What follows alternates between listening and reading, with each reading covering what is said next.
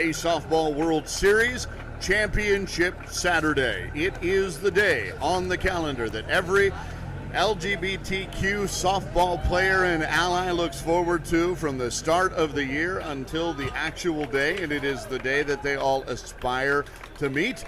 Few do, and we have a great game for you today. We've got a great spate of games for you today. He's Rich Siegel, I'm Roman Jimenez, and our tech partners are Mitch Barnes and Tyler Forrester. And this game is brought to you by All-American Athletics, the official pick-a-stick bat of Naga.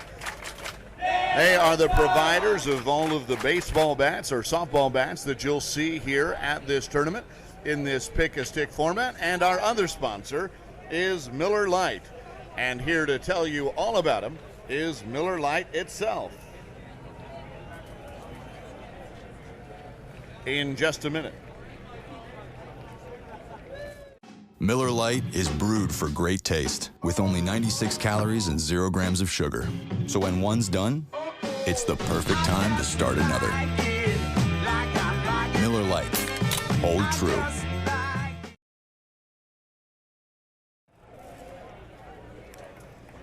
Today's first broadcast is the championship game in the Masters C Division. That will feature TC Steel, the Steel from Twin Cities, the Twin Cities Good Time Softball League. And they will be the visiting team against the team that you might have seen last night, the Fort Lauderdale Alive and Kicking. They are the team that came out of the winner's bracket. So, in order for Twin Cities Steel to win this tournament, they're going to have to do what is called a double dip on the Fort Lauderdale Alive and Kicking. No easy task, and we will see how that goes. Our umpire crew for this game is going to be Ken Tedford from Toronto, Canada. He'll be behind the plate. Lynn Mobley from Atlanta will be at first base. Bill Robillard from Orlando, Florida will be at second base. And Jim Davis, the third baseman, the third base umpire, is from Dallas. So definitely an all-star crew here. And here to break down the lineups is my broadcast partner, Rich Siegel. Thank you, Roman, and good morning here in Kansas City, or actually we're in Lee's Summit. There is not a cloud in the sky today. We have a beautiful day here. The temperature is probably in the lower 80s. I've turned my phone off, so I couldn't tell you what that was. Nevertheless, Twin Cities Steel have played twice already today. They defeated the DC National All-Stars Classics 14-11, and so that DC team will get fourth place. And then in a game they just recently played, they beat the Phoenix Spare Parts 13-12. We saw that Phoenix team against the Fort Lauderdale team that we're seeing today. We saw that Phoenix team yesterday, and so Phoenix will finish third. So this game, a championship game, and again, as Roman mentioned, Twin Cities Steel will be the visiting team today. They'll lead off with Harlan Sherwood. He is at second base. John Hansen is in right field. Bruce Lorenz in left field. Paul Levine in center field. Ryan O'Farrell in right center field. Tommy Casey at first base. Thomas Grant at shortstop. Dave Searing. Yes, thank you. Is the catcher. David Searing. There it is. There's that first name. Dennis Cunningham is the pitcher, and Adam Scott is at third base. And that is how the Twin Cities Steel will line up today. Defensively for Fort Lauderdale, they will line up this way. In left field, Mike Mann. The center fielder is Robert Lavelle. In right center field, Peter Calvo getting the start again today. And in right field, Paul Kamichek. All around the infield, third base, Freddie Morales. The shortstop is Eric Boucher. The second baseman, Bill Eccles. At first base, Jeff Hubert. Behind the plate, Alan Eggman. And in the circle for Fort Lauderdale in this game will be Steve Bonifino, and he wears number 5. Today's first pitch is brought to you by Visit KC, an economic development organization dedicated to tourism with a mission to ignite global passion for visiting Kansas City. And folks, if you've never been here, this is a town to put on your summer break list. It is a beautiful part of the country.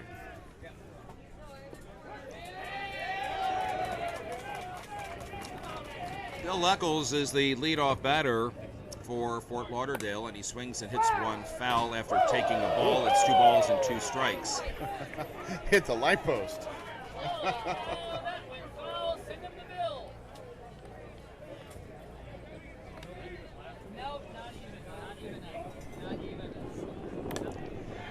Swings and a base hit just out of the outstretched glove of the Twin Cities shortstop. And so Eccles is on with the single. They bobble the ball in the outfield, and Eccles will take second base. And that's how the game starts for Fort Lauderdale. The ball hit to the left side just out of the outstretched glove, the shortstop Thomas Grant. And here is Freddie Morales. First pitch to him is a ball. We are sitting on the first base side today, so the noise that you will hear will be coming from the Minnesota faithful. There's the strike called. It's 2-2. Twin Cities still taking the first base dugout. Fort Lauderdale in the third base dugout. Dugouts here are very spacious. Morales swings and hits one to right center field. And getting under it and making the catch is Brian O'Farrell. On the play, Eccles will tag up and head to third, and he is there with one out.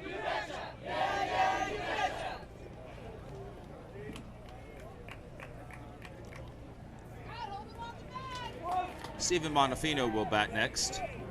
He is the pitcher for Fort Lauderdale. First pitch to him hits the plate.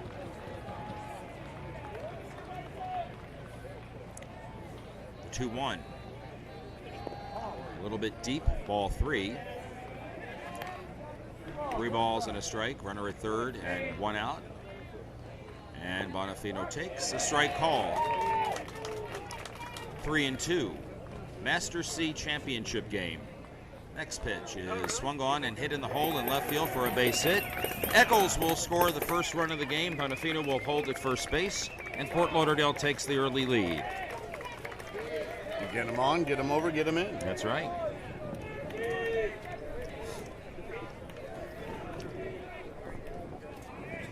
Already a little bit of confusion on my part. Peter Calvo, the batter. Peter plays right center field. He swings at the first pitch and hits one to second. Second baseman, the shortstop for one. The relay will not be made. They get the lead runner, 4-6 on the putout. Calvo is safe at first base on the fielder's choice. And with 2 out, the batter will be Paul Kamichek. 2 outs. I have to correct myself. I said earlier that Twin Cities was the visiting team. And I confused. Well, I thought the same thing. But apparently they must have done a flip. I don't know. Because I would have assumed that by seat or what? I don't know. That could be. We might have just solved our mystery. I'll find that out. Yeah, I was thinking that was my question. I was thinking the same thing. All right, here is Kamichek, and he takes a pitch on the plate for ball 2. And I don't remember who it was who told us how to pronounce his name, but thank you very much. It was last night. Yeah. Or as they said, Paul K. There's a strike called, 2-2. Well, we got verification today, and he takes strike 3 called.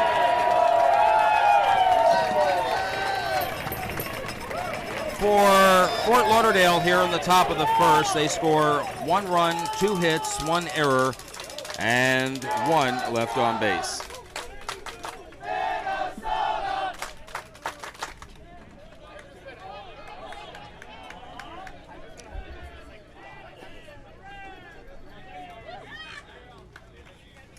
Well, that's what it is, Rich. The Fort Lauderdale Alive and Kicking is seed number 7. Meanwhile, the TC Steel is seed number 4. That's it. Okay. Well, I'm glad you found that. Thank you for that.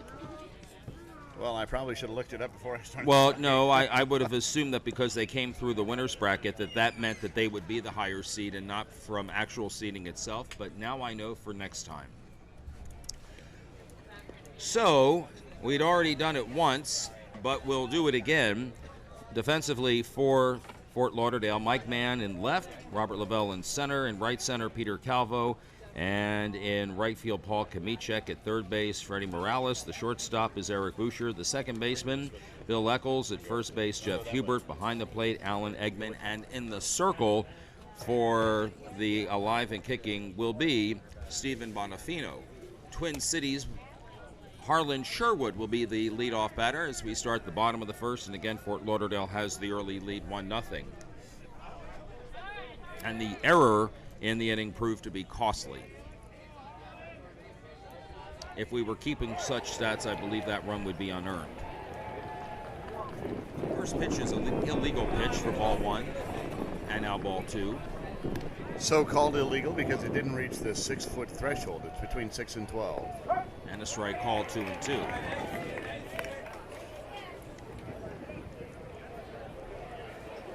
Swing and a ground ball off the pitcher's glove, fielded by the shortstop on to first, not in time. Lynn Mobley says, the first base umpire, that the first baseman was pulled off the bag. That is Schubert, and so Twin City Steel gets its leadoff batter on.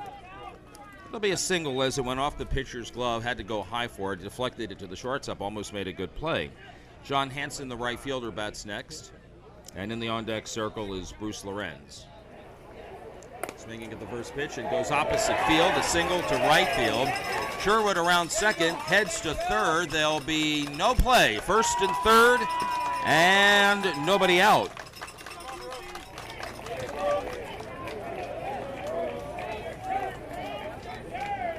So we'd mentioned that the Fort Lauderdale team came out of the winner's bracket. So even though they're the visiting team here, if they win this game, they are crowned the champions. Lorenz swings at a pitch low, hits it right back to the pitcher. He'll go to second for 1, and that's the only play he has. Sherwood will score Twin Cities' first run as he comes across the plate, so there will be a putout, but an RBI for Lorenz, and it is now 1-1.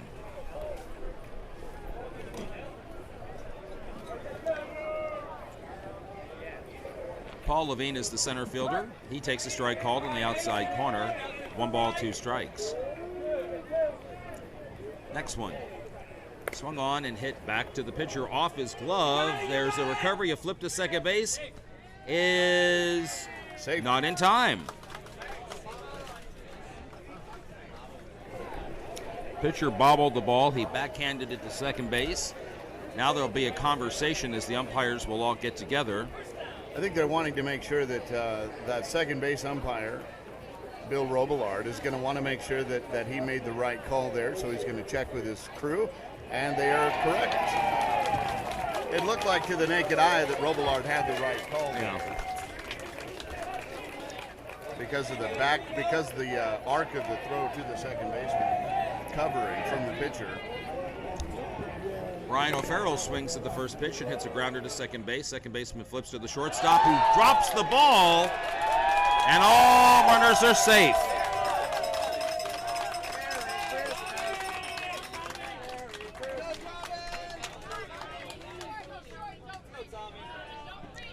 Bases loaded for Tommy Casey, the first baseman. And the first pitch to him. He takes the pitch on the plate for ball 2. A little bit short. Lorenz, Levine, and O'Farrell on the bases for Twin City Steel. Next one is illegal, and it's 3-1. There's nowhere to put him. Got to come through. Popped it up. On the right side in foul territory, and the out is made as Jeff Hubert made the catch, and so he went swinging on 3-1. Hits a foul pop-up for the second out of the inning. The runners stay put, and that'll bring up Thomas Grant, and he is their catcher.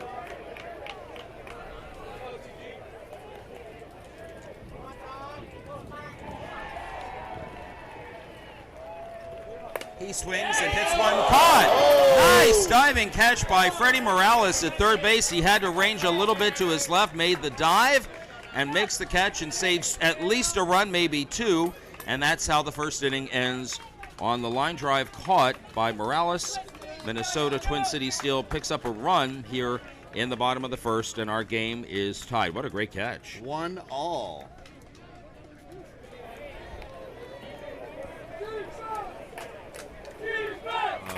So it's a beautiful day here in Kansas City. It's not too terribly warm. The sun is out. There's not much in the way of cloud cover, really none, as Richard said. And we're at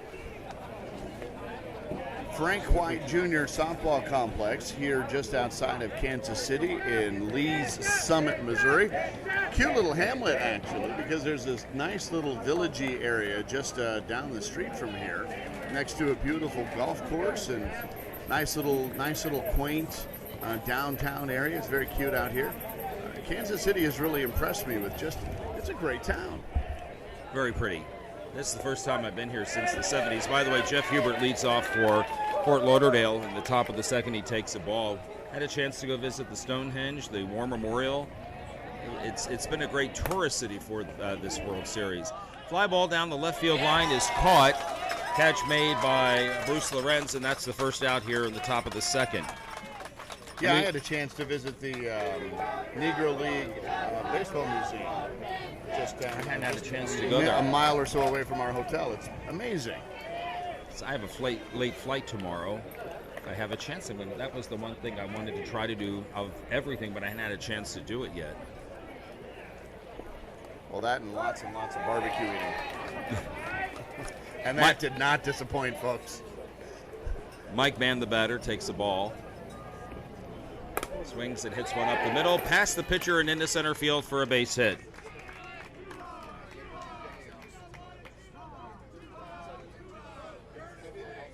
There'll be a courtesy runner. And it looks like Darren Turner now running at first base. He ran a lot yesterday.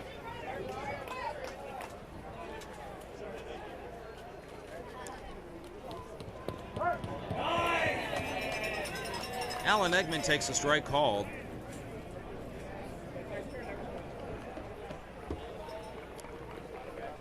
And swings and hits a ground ball to the shortstop. He'll go to second for the force out. A relay to first is late. So they'll get the lead runner for the second out of the inning. The putout goes 6-4 on the fielder's choice. And Eggman is now running at first base. And the left center fielder will bat next, Robert Lavelle. Nice play by shortstop Thomas Grant, flipping to Harlan Sherwood for that force. And we've reached the ninth batter in the lineup. Both teams batting 10, no extra or designated hitters in this game. And the first pitch is a strike called. Perfect pitch. Have a little better vantage point of seeing where these balls land today than we did yesterday. Next one. He swings and hits one to left center field for a base hit. It's going to roll. On his way to third is Eggman. He is going to come all the way home. There will be no play on him, and so a double for Robert Lavelle, and it's 2-1 Fort Lauderdale. He found that gap. The ball must be playing faster out there today than it was yesterday. Well, I think it was about this time yesterday. It was moving pretty good, but then as the evening wore on, there was some condensation on the grass, and I think now it's bright and sunny enough. All that's gone. Eric Boucher swings left-handed and drives one down the right field line. It's a fair ball for a base hit. Lavelle will come in to score. There'll be no throw, and it's now 3-1. Boy, he turned on that pitch nicely. Had that front step out, pulled the hands in, and brought the barrel of the bat through the zone perfectly and put that line. I don't think he could have thrown that ball out there any better. No.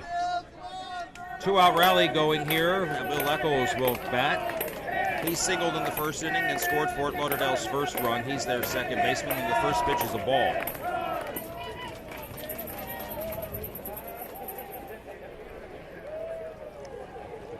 There doesn't appear to be as much noise coming from the Fort Lauderdale side as I think there should be, based on what we're hearing from the Twin Cities faithful. It could be that we're just closer. Obvious. Yeah. Next pitch to Eccles. Swung on and hit up down the left field line. It's a fair ball. And on his way to third base will be Boucher. On his way to second base is Eccles, and it's a two-out double. And that puts runners in scoring position at second and third for Freddie Morales. So who you got, Facebook? Who are you rooting for? Your Twin Cities Steel or your Fort Lauderdale alive and kicking? Morales hit to right center field. He goes after the first pitch, hits it hard right off the pitcher's glove. There'll be a play at first, and he's out! What a recovery by that second baseman. My goodness. And right there on the call, first base umpire Lynn Mobley had it right there. What a great recovery. Harlan Sherwood, ranging behind the pitcher, was able to field that ball, and then Tommy Casey with the big stretch, and that prevented another run from scoring, and so we go to the bottom of the second. 2 runs for Fort Lauderdale in the top of the second, and they have the lead again. It is now 3-1. That was a run-saving, recovery by that second It was a baseman. great play. Went right off the pitcher, and he came up and got it and made the quick throw. Had still maybe a half a step. They've been going up. They've been doing a lot of middle hitting too. Yeah. A lot of their hits have gone middle in that general area. But a nice play, again, as Roman said, prevents the run from scoring. We'll go to the bottom half of the second, and for Twin Cities, we'll bat Searing, Cunningham, and Adam. David Searing is the leadoff batter. He is the catcher. Bats from the right side. It looks like they have filled in the area for the right-handed batter's box, which yesterday in some of the fields and on Thursday, you lost about an inch if you stepped down. First pitch is a ball. Second pitch is a ball. 3-1. It always looks like there's a meme that goes around that shows the right-handed batter's box looking like the Grand Canyon and the left-handed batter's box looking like a golf course. There's a strike called. 3-2. Bonifino to the plate, and ball 4. I've played a few tournaments with Dave Searing and some of these other Twin City Steel players, and I can tell you that he's got a very good eye for the plate. He knows his strike zone, and if you throw him a pitch on the outside, he's going to take that ball to right field. Dennis Cunningham, the batter. He's the pitcher. He takes the ball inside. Swung on. A left-handed batter hits one fair down the left field line past the dive of the third baseman.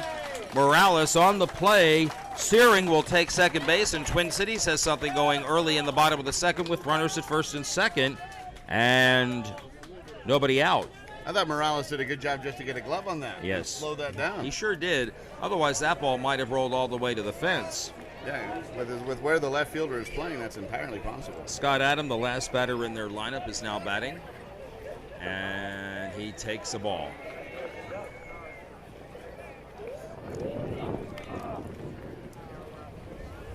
And the next one, he swings and lifts one foul down the right field line. I don't know how you feel about this as a coach, but I think the more disciplined hitters who take pitches and wait for their pitch have higher batting averages than people who continually swing at the first pitch. I tend to agree with that. I think it's a little harder to be patient when you've got the 1-1 count and you have a pitcher who can throw a strike. So I think it's a little bit harder just because then you're down 2 strikes already. Okay. There is a base hit to right field as Adam goes opposite field. Around third and coming into score will be Searing. On his way to third base is Cunningham, and into second base is Adam. Now they have the runner hung up. This was a pinch runner. This was Joel de Guzman who was running for Cunningham. He got hung up between third and home, and an out is made, and so a base running mistake, and Twin Cities loses a runner. Meanwhile, they do continue to have a runner at second base with 1 out. And, of course, Searing scored coming from second, so that run is good. They're putting in their second pinch runner now. They are allowed 2 per inning in this Masters division. We're back to the top of the order, and Harlan Sherwood, and he takes a strike on the outside corner.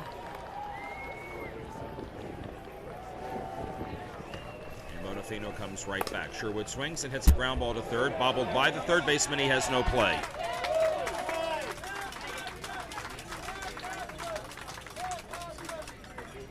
So it's 3-2 right now. 3-2 right now.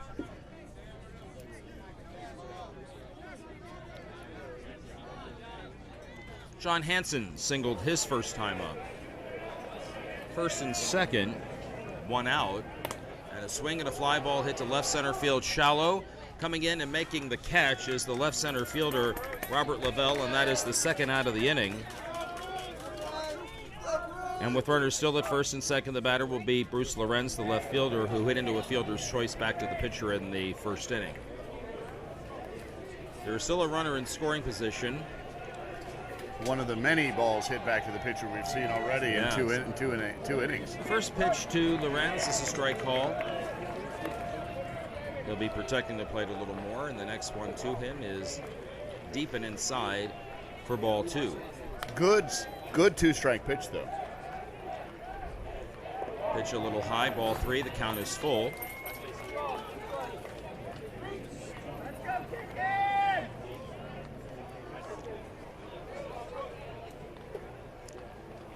And the full count pitch is a ball.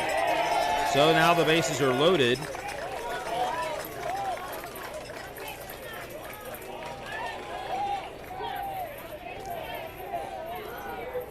And the cleanup batter, Paul Levine, will also hit back to the pitcher on a fielder's choice, on which no out was made. And the first pitch is a ball, 2-1. 1 run in the inning for the Steel. That's a ball.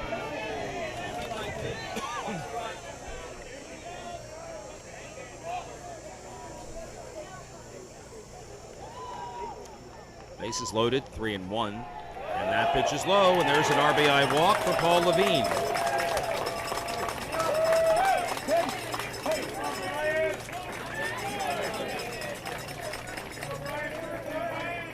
The pinch runner, Aaron Larson, who ran for Scott Adam, comes in to score, and that will tie our ball game now. We are at 3-3, and that will bring up the right center fielder, Brian O'Farrell, who reached on an error in his first at-bat. And the next pitch to him is a strike called. It's 2-2. Celebrating his ability to throw a strike just now. Swung on, and that's opposite field, down into right field for a base hit. Sherwood scores. Lorenz will score. 2 runs for Twin Cities on the base hit to right field by Brian O'Farrell. And it is now 5-3. And you can hear the Twin Cities folks behind me to my right. Here's Tommy Casey. Tommy Casey hit a foul his first at bat and fouls one right near us. Niftily fielded by the on-deck batter. Yes, and that is Thomas Grant. There's a ground ball to second base. It's off the second baseman's glove. He has no play.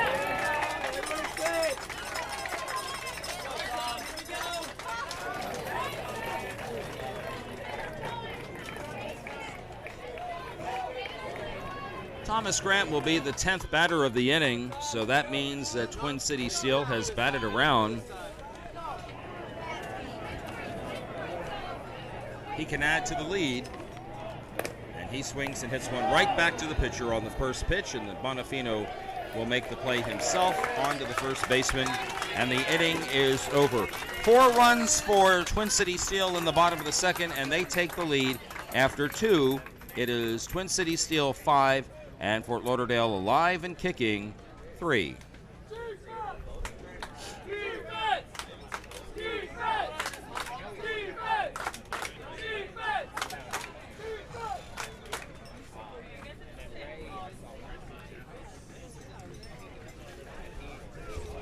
So once again, this game is sponsored by All American Athletics, your official pick-a-stick bat of Naga, both for the Gay Softball World Series and the Naga Cup. They provide all of the bats in this pick-a-stick format. There are 4 bats for Future and 4 bats for Legends. The Legend bat is what we would consider a balanced bat, and the Future bat is an end-loaded bat. Now that means that more of the weight is going to be held at the more of the weight of the bat, of the barrel of the bat, is going to be toward the end of it. There's Umpires are huddling right now. They're going to talk about start time.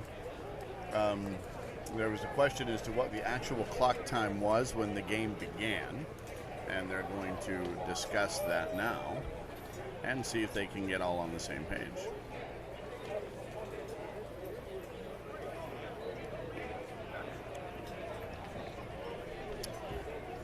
Ken Tedford and crew have that all straightened out now. Stephen Bonifino will lead off here in the top of the third for alive and kicking. Fort Lauderdale now trailing in the ball game 5-3. And the first pitch to him is a ball. Bonifino in his first at-bat singled. He'll be followed by Peter Calvo and Paul Kamichek. Next pitch is a strike called. It's 2-2.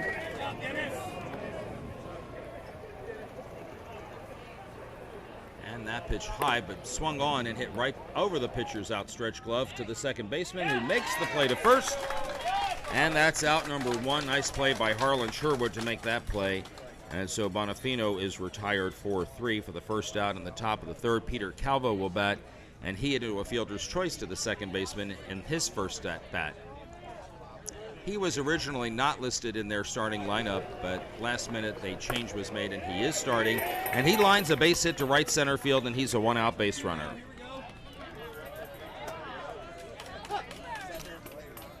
Paul Kamichek will bat next. He was caught looking on strikes his first time up.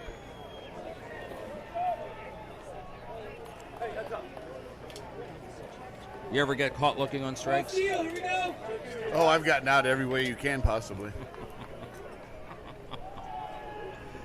Kamichek takes a pitch on the plate for a ball. The 2-1 pitch. Kamichek swings and misses. The count is 2-2.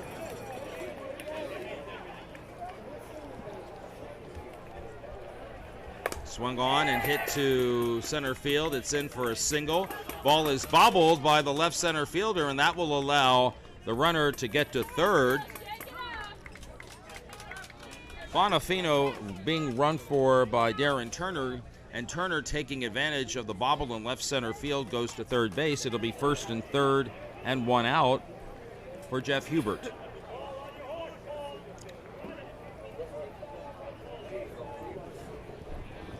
Just that momentary bobble. The ball didn't travel that far away from the left center fielder, Paul Levine, but just far enough for the runner to advance, put himself in better scoring position here with one out. And Hubert hits a ground ball to the shortstop. That'll score the run. They'll get a force at second base, and on the second out of the inning, give an RBI to Hubert as Turner scores. And it is now 5-4.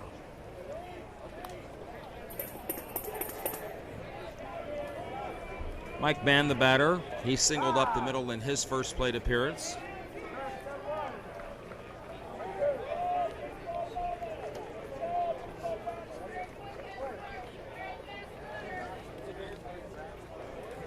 First pitch.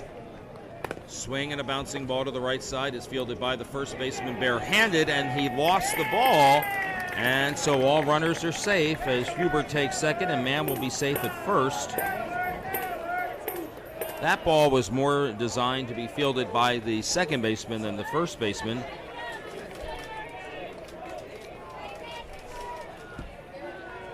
Casey was playing far off the base and again tried to barehand the ball, and it just dropped out of his hand. And so runners at first and second for the catcher, Alan Eggman, who hit into a fielder's choice to the shortstop in the second inning.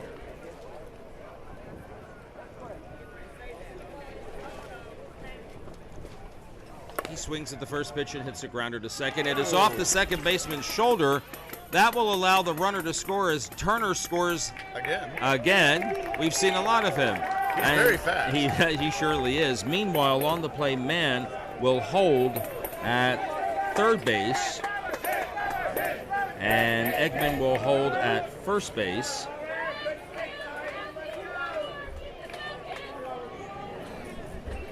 Runners at first and third. Robert Lavelle, the batter, he doubled. His doubled the left center field. It split the left and left center fielders in the second inning. He scored a run and drove in a run. And he'll bat with runners at first and third and two out. And the first pitch is illegal for a ball.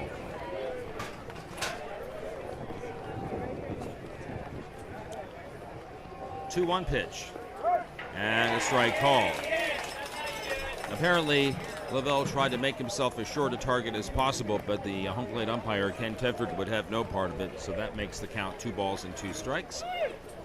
At third base, Mike Mann. At first base, Alan Eggman. And the next one swung on and hit to the shortstop and off his glove into left center field for a hit. Mike Mann will score. 3 runs in the inning, and Fort Lauderdale regains the lead here in the top of the third. It's 6-5, and they're still batting. Eric Boucher, the batter, he singled to right field. right down the line and drove in a run in the second inning. He'll swing at the first pitch and hits one to second base. The second baseman bobbles the ball, and everybody is safe. Rich, I know I said this yesterday, but it appears that we're in for another shootout. Maybe one of those where the last team batting wins, which in this case would be the steal. Back to the top of the order, Bill Eccles singled and doubled. He has scored a run. The runner at second there just kind of asked for time to shake it off. He had a hard slide into second, not able to see that there wasn't going to be a play at second, so he's now ready to go. Eccles takes the ball.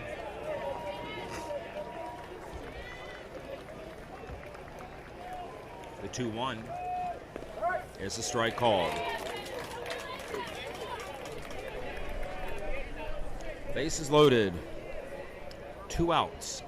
3 runs in the inning. 6-5. And that pitch is low. Count is full at 3-2.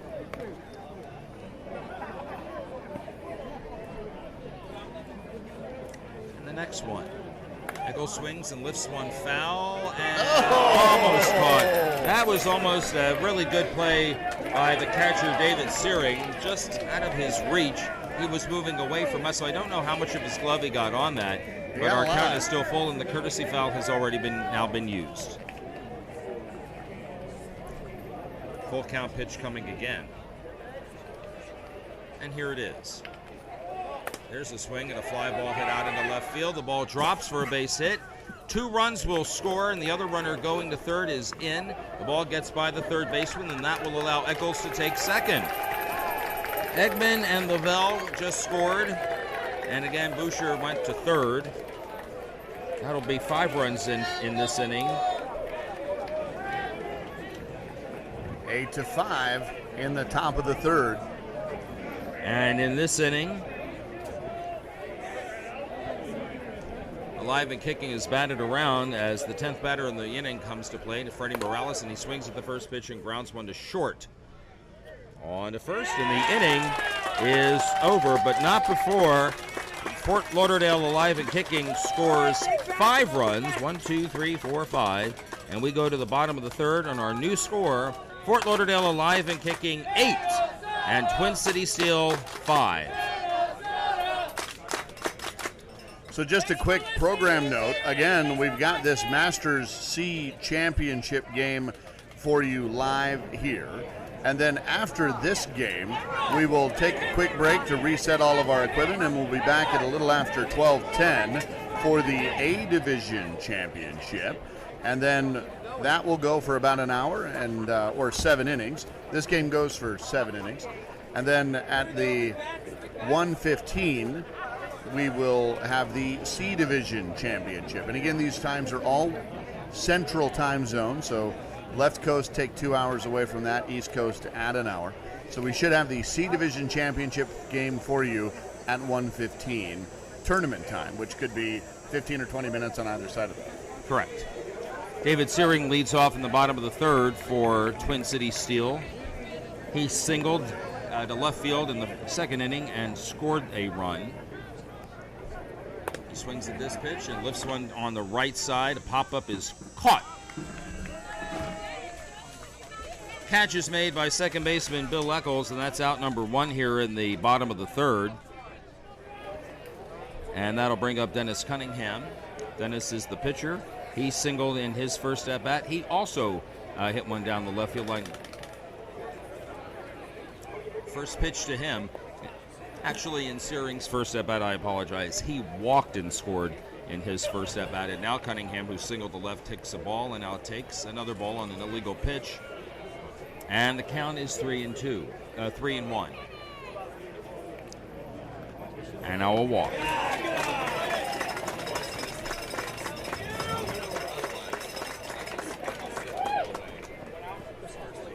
That is the second walk of the game, but Bonifino has, or the third walk that Bonifino has issued.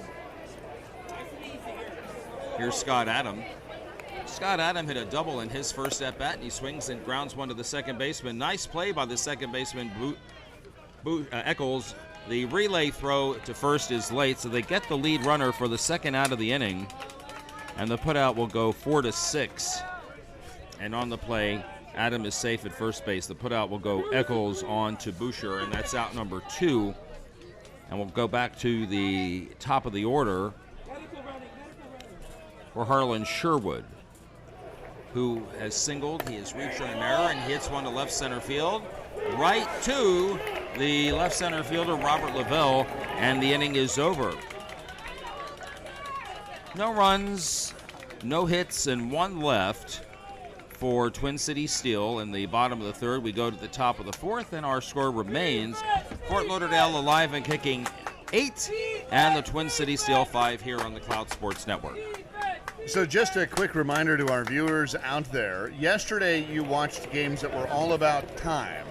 Games were 60 minutes, and there was no new inning after that. So at the end of 60 minutes, whichever team was ahead, they would complete the inning, and that would be the end of the game. Because this is a championship game, there is no time limit. It is 7 innings, and however long that takes. So we're in the 4th inning now. Is that right? 4th Yes, inning we now, are. top of 4. So we've still got 4, 5, 6, and 7 to go. So not quite halfway. Steven Bonifino is the leadoff batter here, batting for the 3rd time, and he swings, hits one to the second baseman. Harlan Sherwood played at first base and 1 out. That is the 2nd time that Bonifino has hit to the second baseman. He hit it to the second baseman in his previous at-bat. His first at-bat, he got a single. That'll bring up Peter Calvo. Calvo singled to right center field and scored a run in the 3rd inning, and he bats with 1 out and nobody on. Swinging at the first pitch and hits one to left field. The ball will be caught and dropped by the left fielder, Bruce Lorenz. The runner is safe at first. He got his glove on it, and it fell out of his glove, and that will allow Calvo to reach safely.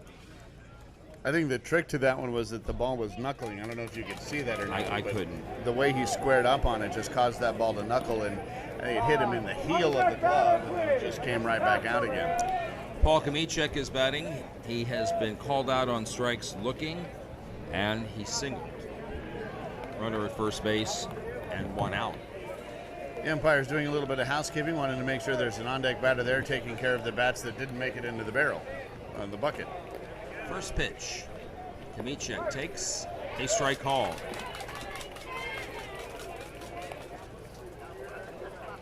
The 1-2. Swing and a fly ball. Hit into right center field. It will be caught out in right center field by Brian O'Farrell, and that is the 2nd out here in the 4th inning. Jeff Hubert has flied to left. He has reached on a fielder's choice to the shortstop and scored a run. He is officially 0 for 2. Darren Turner running again at first base. He's running for Calvo. And the first pitch is a strike call.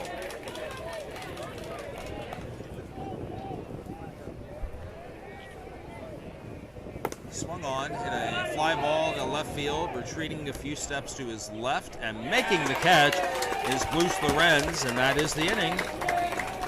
Nothing across, no runs, no hits, 1 error, 1 left on, and we move to the bottom of the 4th. Our score still Fort Lauderdale alive and kicking 8, and the Twin City Steel 5.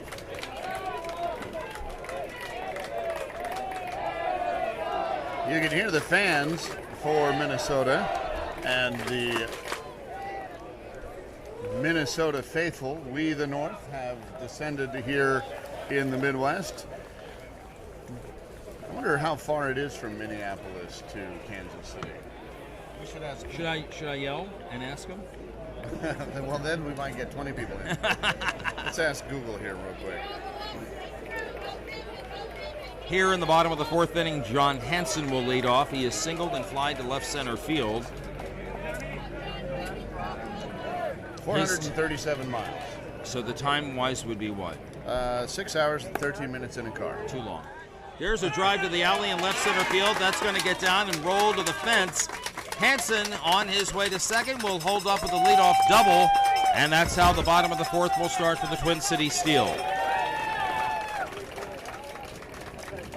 He split the left and the left center fielder, and the ball dropped. Continued to roll to near the fence. I don't know, will it actually reach the fence? We can't really see that far because we're on the same level as the playing field. So a leadoff double will bring up Lorenz. He has bounced to the pitcher, and he has walked. And he has also scored a run. Runner in scoring position. There's a swing and a ground ball through the first baseman's legs and into right field. That'll play to run as Hansen comes around third, and he will score. There was a throw, but the throw was late. And actually, it was Aaron Larson who was pinch running for Hansen, so the run is in. And on the play, the runner will hold at first base. Here is Levine with a fly ball to right center field. It'll drop for a hit. Lorenz will hold at second base.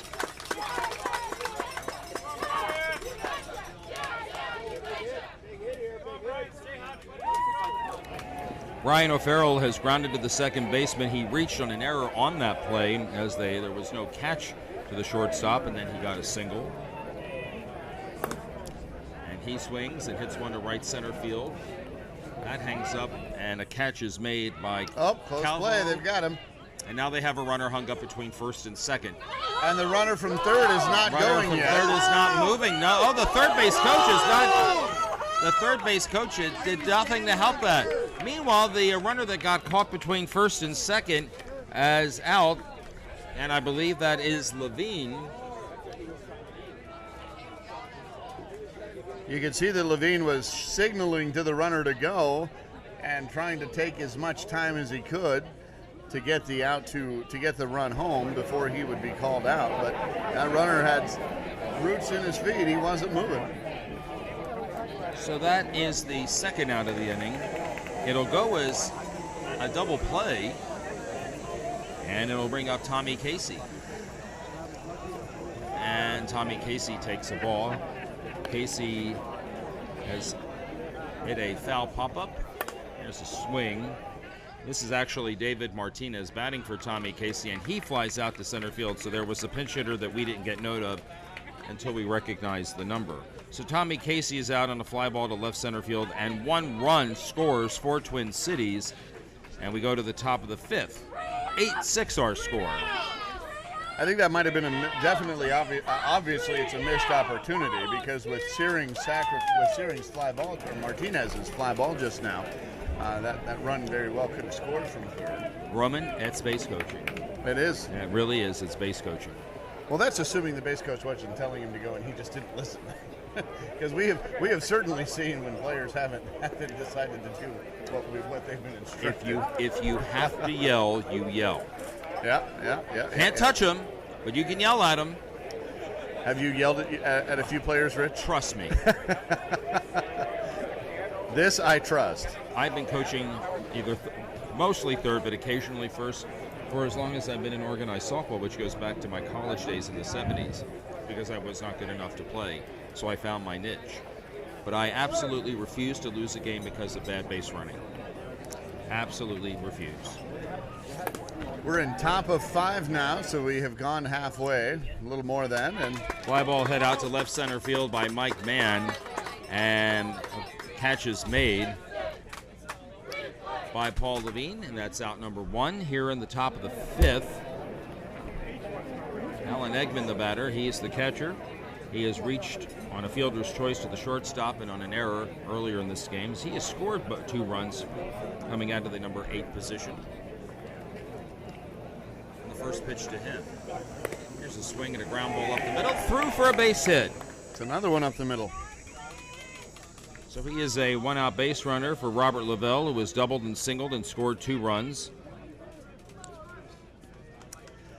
This Fort Lauderdale team likes that middle. Yeah, they do. And so far it's been successful for them. So a runner at first base, and that's Darren Turner running, I believe, for the 4th time this afternoon.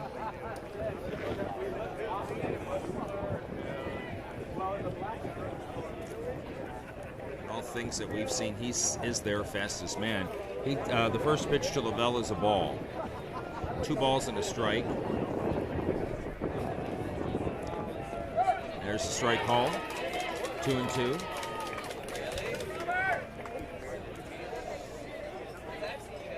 Two pitch, swung on and hit down the left field line. The ball is curving foul. A catch is made in foul territory by Bruce Lorenz, and that's out number 2. And the last batter in the batting order is Eric Boucher. Batting left-handed, as he is also their shortstop. Where's number 15? The left batter's box is not near as deep as the right batter's box. Here's a swing and a foul ball down the right field line, strike 2.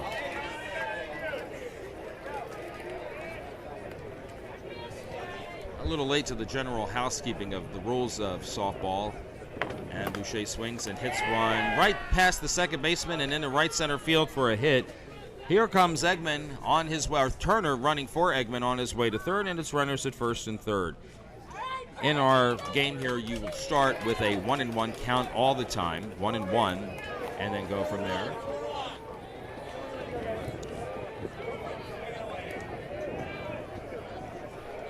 Bill Eccles, the batter, singled, doubled, singled, 3 for 3 with a run scored. And he has an RBI.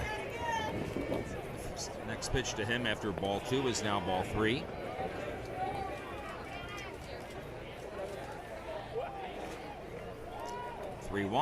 Eccles swings and hits one foul to the other side of the fence. And it hit. Did it hit the scoreboard? My vision was blocked. Okay. I heard it hit something, but my vision was blocked.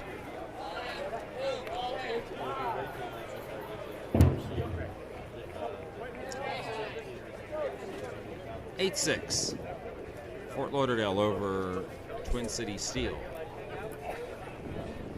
And the pitch to Eccles is hit in the air to left field. It'll drop in for a hit. Turner will score, and on the play, Boucher holds at second base. So how long will it be before Turner goes back out there to run again? Next inning, probably. Or maybe this inning. Let's see. He's heading back.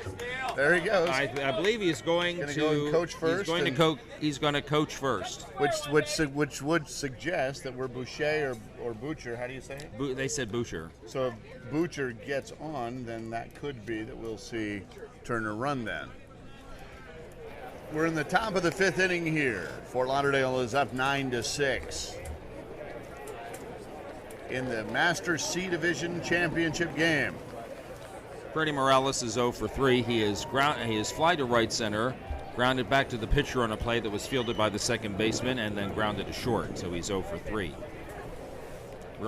His actual first name is Wilfredo, but I was told by his coach that they call him Freddie. It's a meeting over there between the two teams in the scorebooks, wanting to make sure everybody's on the same page, and we appear now to be. So we'll get started back again. The man in the green shirt that is running across the field is the man who told me that he goes by Freddie. I can only trust him that what he said is correct.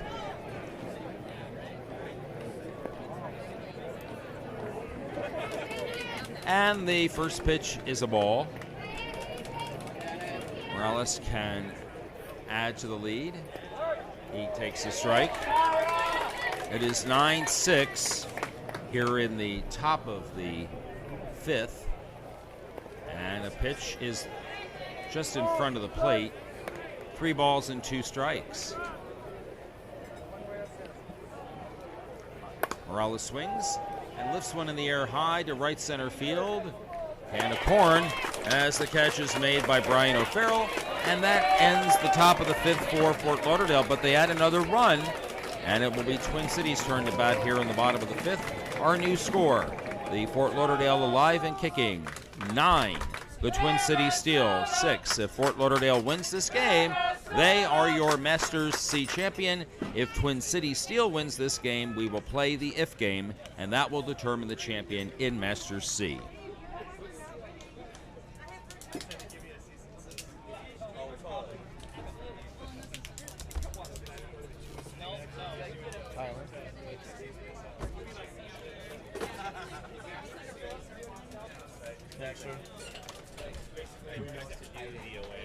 I saw that. Okay. That's the C game. Tommy Scrant will lead off for Twin City Steel in the bottom of the fifth. Steve Bonifino is still in the circle for Fort Lauderdale, alive and kicking. Grant has lined to the third baseman and grounded back to the pitcher.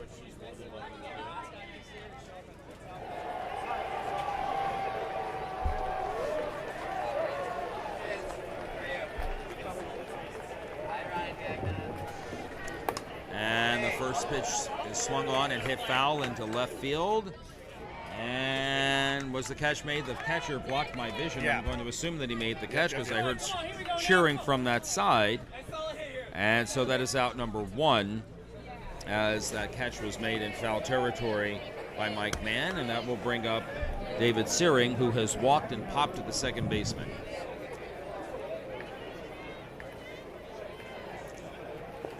He takes the first pitch for a ball.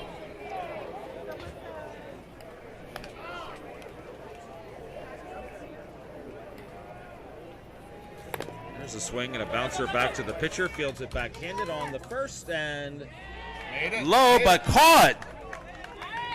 It was low, but he stuck his glove down there and kept his foot on the bag. It was really a nice play by the first baseman, Jeff Hubert, and so the putout will go 1-3. That's out number two, and we'll bring up the pitcher, Dennis Cunningham.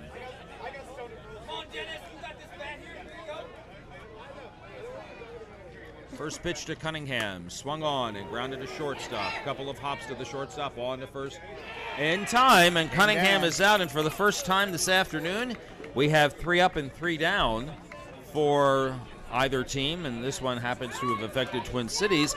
And so we go to the top of the 6th inning, and our score remains Fort Lauderdale alive and kicking 9, Twin City Steel 6 here on the Cloud Sports Network. The shortstop, you might have noticed on camera, had to immediately after he threw that ball, had to kind of get some of the dirt out of his eyes because that was a couple of tricky hops. He had to do a really good job to keep his chest down and get that ball in front of him. Then he made a really nice recovery to make the throw that you saw, and then afterward, because of the dust kicked up from the ball and the glove hitting it, some dust got in his eyes, and right after he threw it, he had to take a minute, throw his glove down, and try to wipe his eyes, and his left fielder came up with the big hand and splashed a whole bunch of water in his face so that he could wash it off. Teamwork. I'm sorry, go ahead. Not teamwork. David Martinez is the new first baseman for Twin Cities. He came up to bat in the 4th inning and stayed in the game. The leadoff batter for Fort Lauderdale here in the top of the 6th is the pitcher, Steve Bonifino, and he takes a ball and swings and hits one to left center field. That is down for a hit, and the ball will roll. Bonifino around first is on his way to second. He is going to take the turn at second, head to third. There's a relay throw, and it is not in time. It'll be a leadoff triple for Bonifino, helping his own cause and putting himself in scoring position for Peter Calvo. Calvo has hit into a fielder's choice at the second baseman, singled, and reached on an error on a ball that was dropped in the outfield, and he is officially 1 for 3. In the modified Naga batting average, though, he is 2 for 3, where errors actually do count towards the batter's average. First pitch is a ball. The next pitch is hit in the hole in left field for a base hit, and Bonifino will score. And that makes it 10-6.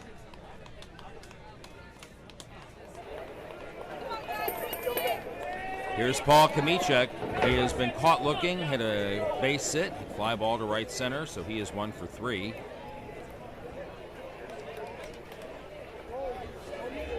And the first pitch to him hits the plate. 2 balls and a strike. That pitch a little high, and he goes after it and swings and fouls it 2-2. balls and 2 strikes. Cunningham's pitch is low. 3-2. Kamichik swings and hits one foul down the third base line. That's the courtesy foul. It's 2-2.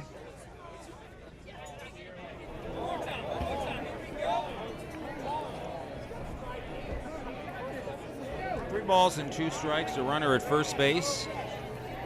That's Calvo.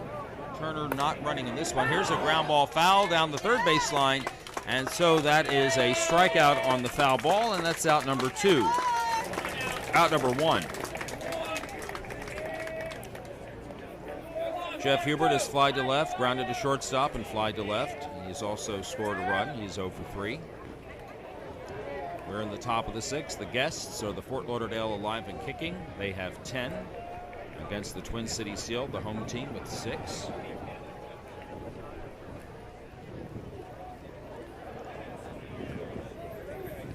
First pitch by Cunningham is a ball.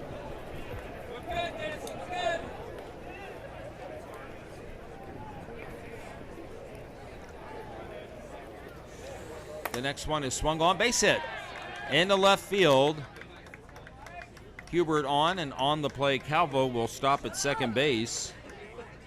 So a little one-out rally going for Mike Mann, who has singled, reached on an error, and flied to left center field.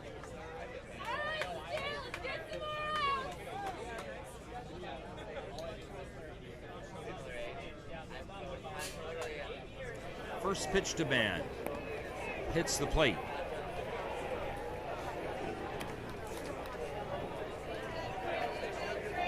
The 2-1. Mann takes. Another pitch to hit the plate. It's 3-1.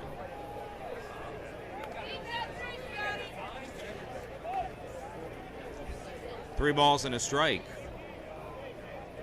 Mike Mann, the 7th batter in the Fort Lauderdale lineup. The pitch comes in, but and he takes the ball.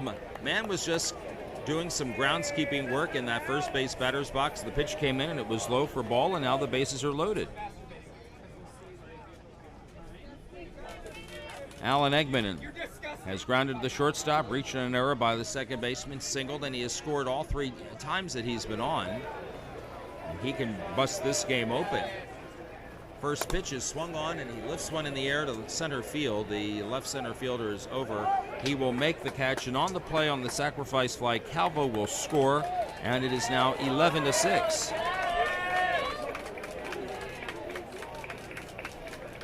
Two outs. The other runners held their positions. Hubert at second and Mann at first. There'll be a courtesy runner, and guess who's running again? Turner. Darren, do I get any points? Darren, you get all of them. Darren Turner now again running at first base for the 5th time this afternoon. First pitch is a strike to Robert Lavelle. Lavelle has doubled, singled, and hit a foul ball out to the left fielder.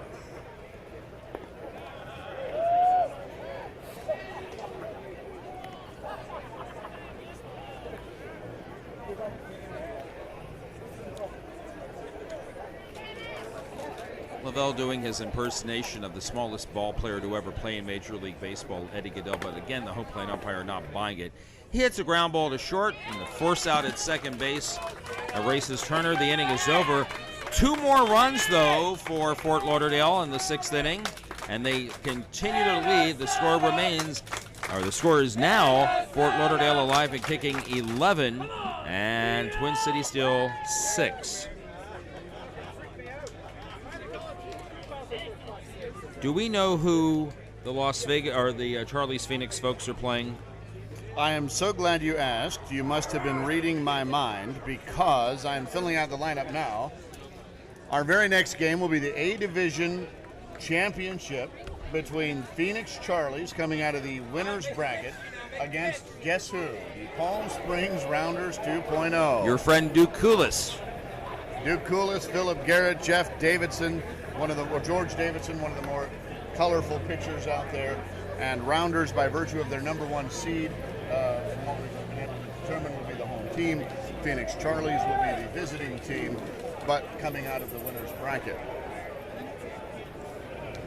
Scott Adam leads off in the bottom of the 6th for Twin Cities.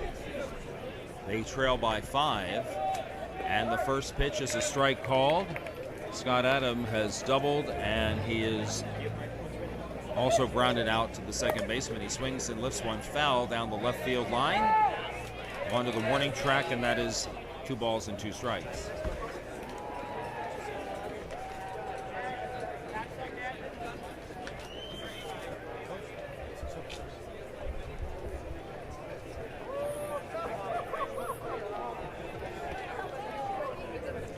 They wait for the ball to come back in from the outfielder, as the infielders toss it right back to the pitcher. We have a 2-ball, 2-strike count to the leadoff batter, Scott Adam. He will be followed by the top of the order, Harlan Sherwood and John Hansen. And the next one is a ball inside, ball 3.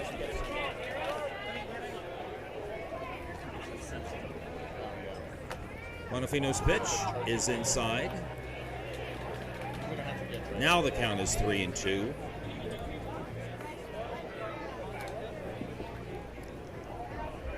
The full count pitch, swung on and hit up the middle and through for a base hit. They'll try to make a play at first base, and actually that wasn't a bad throw by the is that the right center? No, it's the left center fielder. That's Lavelle. They almost got that runner at first base, but it will go as a single for Scott Adam, and that'll bring up Harlan Sherwood, who has singled, reached on an error, and hit to left center field. He's batting for the 4th time this afternoon. Sherwood is their second baseman, and the first pitch to him is a ball.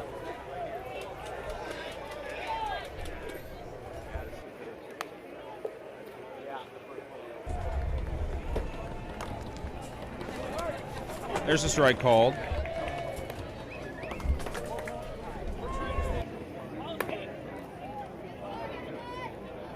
He'll flip to second for the out, and the relay is not in time, and so they erase the lead runner. That's Scott Adam. That's out number 1 here in the bottom of the 6th.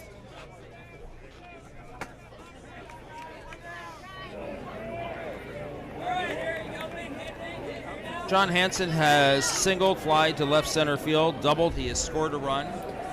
Runner at first base is Harlan Sherwood with 1 out here in the bottom of the 6th. And the first pitch to Harlan. He swings and hits one to left center field. Left center fielder backs up. That is Lavelle. He makes the catch, and on the play, Sherwood will tag. Smart base running. He puts himself in scoring position at second base with 2 out for Bruce Lorenz. Lorenz, the left fielder, has bounced back to the pitcher. He has walked, he has singled, scored a run. He does have an RBI as well.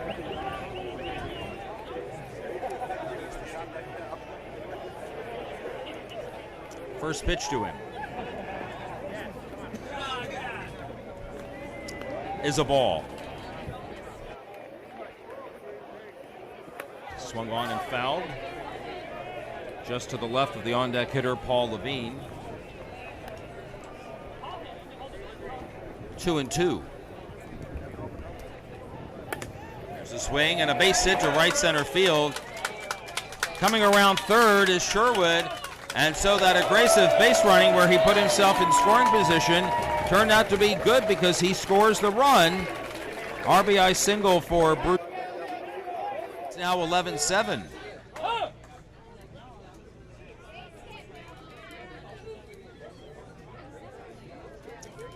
Paul Levine, the left center fielder, bounced to the pitcher, walked and singled.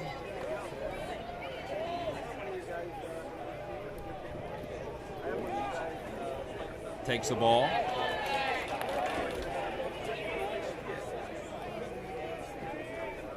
And the next one is a strike call.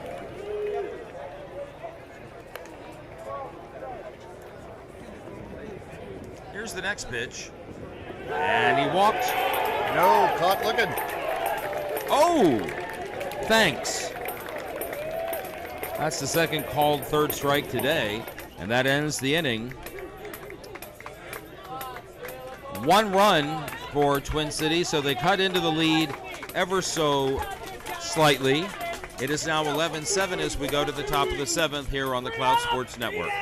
So this will be the final inning of this game, barring extra innings. And as soon as this game is over, we will take a quick break and come back with the A Division Championship game. Again, that'll be between Charlie's Phoenix and the Palm Springs Rounders 2.0. You are in for a show. Yes. Not that this game hasn't been entertaining, goodness knows it has. But you are in for a show between the two best LGBT softball teams in the world, and for my money, two of the best softball teams in the world, period. Eric Boucher will lead off at the top of the 7th. And he swings at the first pitch and lines a base hit into right field. He is 3 for 4 today. He has hit 2 other singles and reached on an error, and he is a leadoff runner here in the top of the 7th. Pulled that ball again down that line. Again, couldn't have thrown it any better. Billy Eccles singled, doubled, singled. And he takes a strike.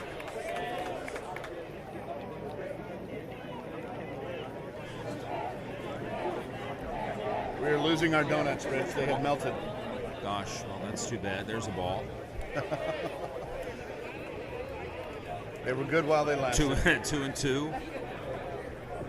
Eccles swings, and there's a line foul. Missed. That actually just out of the reach of the third baseman, Scott Adam. Yeah, everything missed. The Adams just missed it, and the ball just missed the line.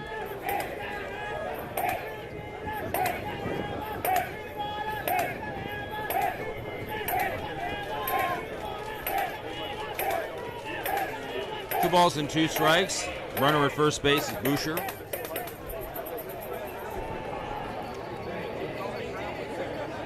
Eccles swings and bounces one to the third baseman. And the play at second base is late as Boucher beats the throw. It looked like Scott Adam had a little bit of difficulty getting the ball out of his glove. And so his throw was late, and so we have runners at first and second. If your scoring gets a fielder's choice but no out made, and now it's first and second with nobody out. I think the ball kind of spun and was still spinning in his glove, and he couldn't get a grip on it. Freddie Morales is 0 for 4, and he lifts one foul to the stands. Well, that's one way to quiet down those fans. Huh? Yes. Fly to right center, bounce to the pitcher, bounce to the shortstop, and fly to right center. So he is on an 0 for right now.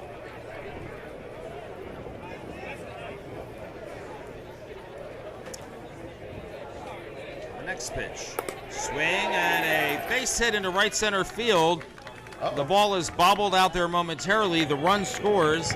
That is Boucher coming in to score, and that adds a little bit of insurance for Fort Lauderdale. They now take the lead 12-7. On the play, Eccles moves from first to third. The runner at first base held, so it is a single for Morales, who is now 1 for 5, and will bring up the pitcher, Steve Bonifino, who has singled, grounded twice to second base, and hit a triple to deep left center field. Well, now you hear those Fort Lauderdale. They're alive over there now. Apparently their cheering squad came in a little bit late today, but here they are. Florida time. First pitch. The next pitch is a ball.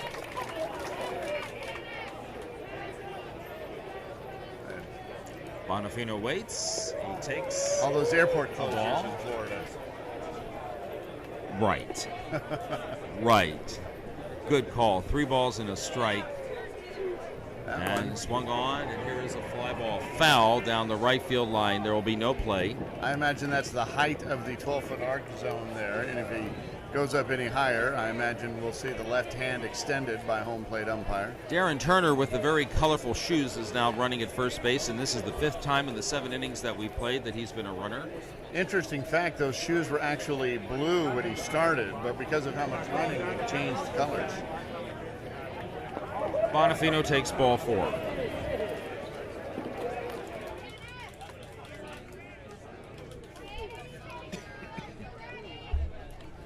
Peter Calvo is grounded to second, singled, reached on an error by the outfield, and singled again. He has scored 2.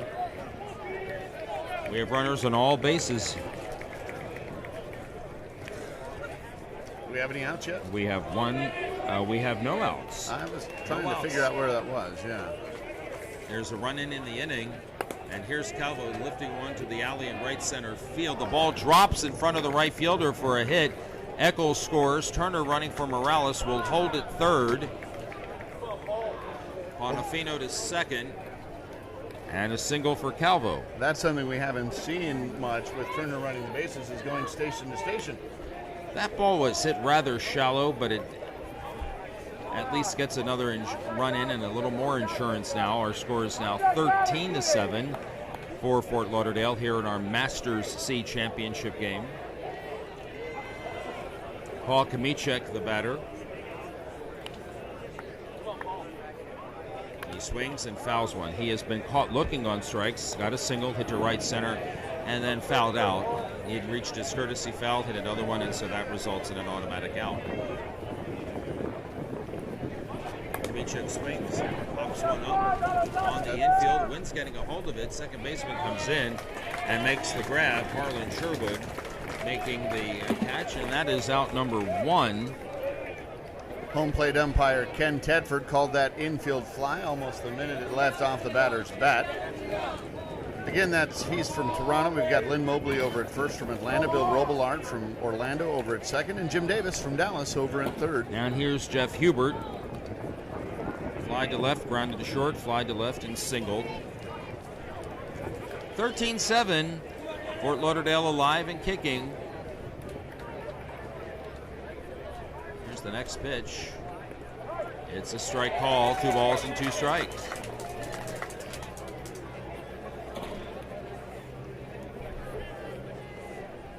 Two. Swung on, and that ball is hit well to left center field. It will hang up in time for a catch to be made, and Darren Turner comes in to score. They almost sent the runner coming from second to third, but the relay throw came in quickly. So only 1 run scores, but again, and a little more insurance for Fort Lauderdale. And that'll bring up Mike Mann. There'll be a courtesy runner. Hopefully that'll be the score of my Aggies versus Clemson later on today with my Aggies up. That's right. Darren Turner comes back in to run.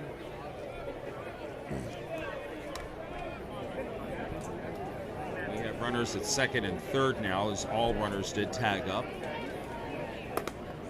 And there's a ground ball to second base by Mike Mann on to first. And the inning is over. So the first 5 got on and the next 3 made outs, although one of them a sacrifice fly. 3 more runs for Fort Lauderdale here in the top of the 7th inning. And as we go to what could be the final at bat for Twin City Steel, our score at the end of 6.5 is the Fort Lauderdale alive and kicking 14 and the Twin City Steel 7.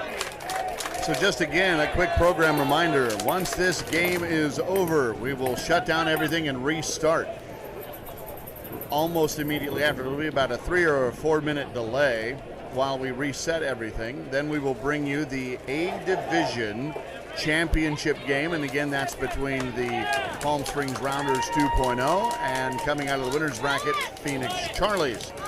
That game will be another 7-inning affair, and we'll have it for you here. But again, if you want to catch that live, make sure that you have subscribed to this Facebook page and subscribe to this YouTube channel. If that's how you're watching it, you can watch it on either one. We're simulcasting. So make sure you subscribe to those channels to get notified when we go live next. Here in the bottom of the 7th, first pitch swinging is Brian O'Farrell, and he gets the bottom of the 7th started in good shape with a single to right center field. Early in the game, he was 1 for 3 as he reached a single, but he also reached an error. So in the modified batting average, he is actually 2 for 3 today. David Martinez, the batter, he came in the 4th inning, is 0 for 1 with a fly ball to left center field. Here's the first pitch by Bonifino, and it is a strike call. Bonifino trying to finish this game, and the next pitch is short, but still a swing and a pop-up to the second baseman. The catch is made by Bill Eccles, and that is the first out of the bottom of the 7th. Yeah, Martinez went reaching down for that. Yeah, one. that ball would have bounced at his ankles. And here is Thomas Grant. Liner to third, bounce to the pitcher, fly to left, and takes the ball. He's 0 for 3 today.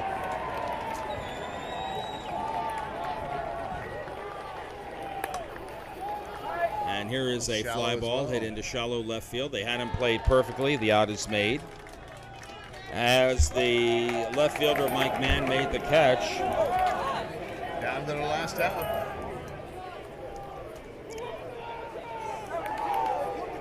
This will be a pinch hitter. This is Mark Ellis. Ellis is going to bat for David Searing. Searing's day is done, at least for now, after going 0 for 2.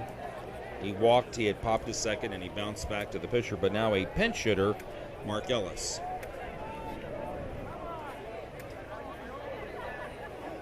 Ellis from the left side.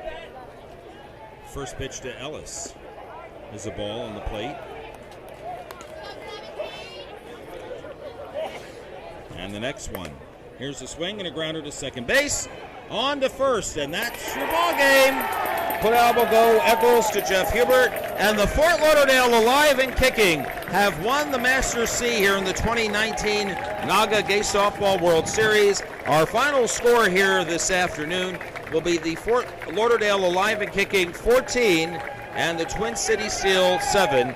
Twin City Steel will finish second in the 2019 Gay Softball World Series. Congratulations to them, and congratulations as they now exchange hugs and pleasantries. Congratulations to the Fort Lauderdale Alive and Kicking, once again, your Masters C 2019 Naga Gay Softball World Series champions. We'll be back with more coverage. Our A Division World Championship coming up next. Stay tuned. Make sure you like the Facebook page, subscribe to the YouTube channel, because you will be notified immediately when we go live, and that's coming up next.